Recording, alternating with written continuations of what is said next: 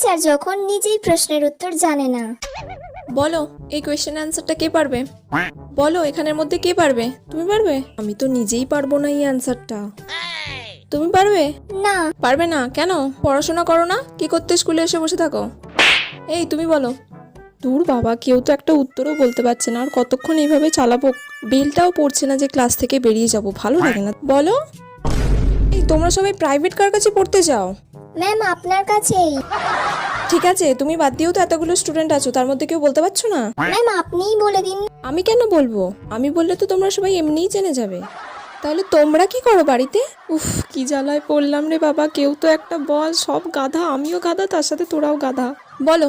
নিজে তো জানি না, যা বললো তাতেই হ্যাঁ বলে দিই। শুনলে কি বললো? তুমি কেন পারলে না? শুনে নাও ভালো করে, কালকে যেন কোয়েশ্চেনটা ধরলে তুমি পারো, ঠিক আছে? উফ বাবা, এতক্ষণে ঘন্টা পড়লো। কোন সবজির নাম উল্টে লিখলে একটা মেয়ের নাম হয়? কোন সবজির নাম? কোন সবজির নাম উল্টে লিখলে একটা মেয়ের নাম হয়? 1 ও ঝদি ঝদি, বাড়িতে আছো নাকি? হ্যাঁ আছি, আসো। বৌদি, অনেকদিন ধরে তোমার একটা কথা বলবো বলবো করে আর বলাই হচ্ছে না। কি কথা বলো? বৌদি, তোমার না আমার হেব্বি লাগে, আমি না তোমার সঙ্গে প্রেম করতে চাই। ও তাই, দাঁড়াও 1 মিনিট, আমি একটা ফোন করে পারমিশন নিয়ে নিই। এই দাঁড়াও, প্রেম করবা তুমি, ফোন করে কাদের তোমার পারমিশন নিবা? কেন, তোমার বোর কাছ থেকে? ওরে বাপ!